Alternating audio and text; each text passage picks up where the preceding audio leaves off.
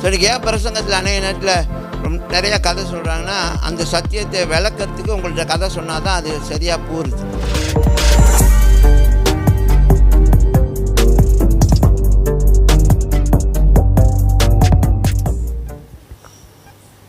So மீண்டும் நாம் சந்திக்கிறோம். எத்தனை பேர் ஆர்வமாக இருக்கீங்க? எத்தனை பேர் உற்சாகமாக இருக்கீங்க? எத்தனை பேர் pastor I am ready now you speak அப்படின்னு எத்தனை பேர் சொல்லுவீங்க? எத்தனை பேர் நீங்கள் பேசுங்க, நாங்கள் எங்கள் வேலையை பண்ணிக்கிட்டே இருப்போம், கண்டுக்காதீங்க அப்படின்னு சொல்கிறீங்க? Okay. So importance is you got to receive the word. வார்த்தையை நீங்கள் பெற்றுக்கொள்ளும் பொழுது, அந்த வார்த்தை வரும்பொழுது அது சத்தியமாக வரும். அதனால தான் நமக்கு தெரியணும் எது சத்தியம் எது கதை, எது சத்தியம் எது கதை. ஸோ இன்றைக்கி ஏன் பிரசங்கத்தில் அநேக நேரத்தில் நிறையா கதை சொல்கிறாங்கன்னா, அந்த சத்தியத்தை விளக்கிறதுக்கு உங்கள்கிட்ட கதை சொன்னால் தான் அது சரியாக போகுது.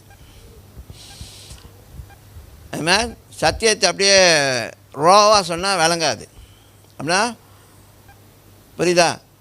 மாவு எடுத்து கொடுத்துட்டு இந்தா சாப்பிட்டுக்க அப்படின்னா சரியாக வராது. அதில் பலகாரம் செஞ்சு கொடுத்தா தான், குவே செஞ்சு கொடுத்தா தான் சாப்பிடுவோம்.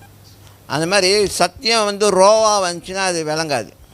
அதனால தான் அது நிறையா கதைகள், சில உதாரணங்கள் இதெல்லாம் சொல்லி அதை விளக்குறாங்க. அப்பொழுது அது நமக்கு விளங்குது. அப்போ அதை விளக்கி சொல்லும்பொழுது கடைசியில் அதுக்கு ஒரு வசனத்தை வைக்கிறோமா, அப்பா முடிஞ்சுடா, இதுதான் ரைட்டு, விளங்கிருச்சு. ஓகே.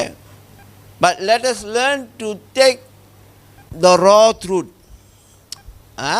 நான் நம்புகிறேன் பரிசுத்த ஆவியானவர் உங்களுக்கு அந்த அந்த எபிலிட்டி, அந்த அந்த திறனை கொடுப்பார். எதுக்கு? அந்த பச்சையான சத்தியத்தை அப்படியே எடுத்து நம்ம அதை விளங்கி கொள்ளணும். புரியுதா? அதை விளங்கி கொள்ளணும். அப்போ அதுக்கு யார் உதவி செய்வார்? பரிசுத்த ஆவியானவர் உதவி செய்வார். அதை எக்ஸ்பிளைன் பண்ணுறதுக்கு, அது நமக்கு அதை நிஜமாக்கிறதுக்கு, அது நமக்கு நம்மளுடைய அண்டர்ஸ்டாண்டிங்க்கு புரிகிற மாதிரி அதை கொண்டு வருவார். ஸோ அப்போ தான் நீங்கள் சத்தியத்தை அறிவீர்கள், சத்தியம் உங்களை விடுதலை செய்யும். சத்தியம் உங்களை விடுதலை செய்யறது மட்டும் இல்லை, நீங்கள் வளர்ச்சி அடைவீங்க. ஆமென்.